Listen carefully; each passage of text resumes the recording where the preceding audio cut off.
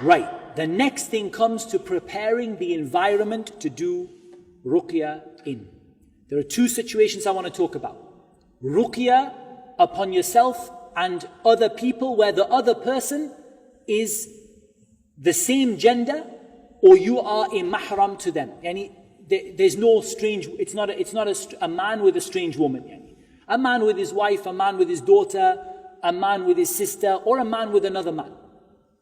Or a sister with another sister. Or a sister with her husband or her father. And this is the first situation. In this issue, the main thing we are concerned about is the patient's safety.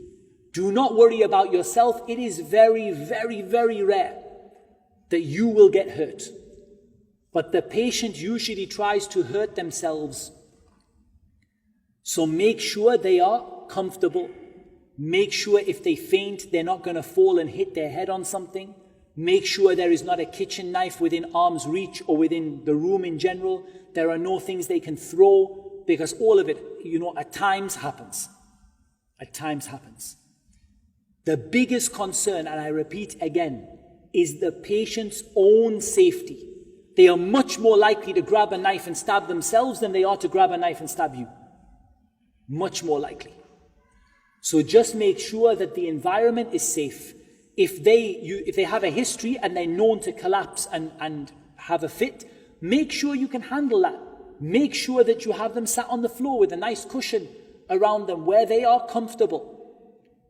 Make sure that they're not in somewhere that they can kick out and kick against something hard, and they will damage themselves or make themselves bleed. Some of them will take their heads and bang their heads against the walls and things. So make sure the area is safe and comfortable to the best of your ability.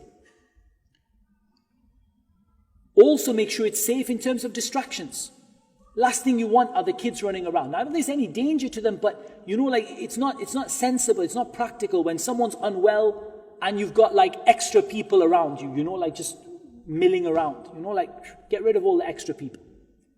However, I do recommend that if you are able, you do ruqya with a partner, and if you're doing self-ruqya, you do it with someone else there in the room. You don't have to do that, but it's definitely best practice.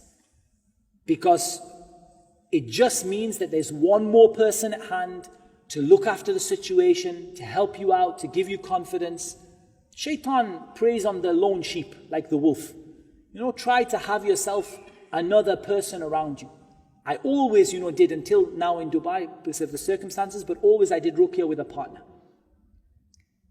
Because you just have somebody who can take over, correct your mistakes, read from the mushaf when you forget your ayah, just generally be around. If the person starts maybe fitting, they can help you to just keep them calm and control the situation. Just look around you and be sensible. Most cases, the person will not do anything, don't worry. Most cases, nothing will happen. Nobody will jump up, nobody will scream, nobody will shout. But just in case it happens, be prepared. Because it's usually the times when you're not prepared that they're the worst.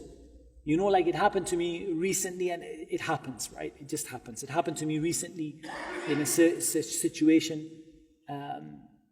where I just, wasn't following my own advice. I wasn't well prepared. I was look, most of them, they don't do anything. And this one turned out to be violent to the nth degree, So I got my beard pulled, and I got a few, slaps and punches and whatever, and a good few kicks, and my various things thrown off of the desk and whatever.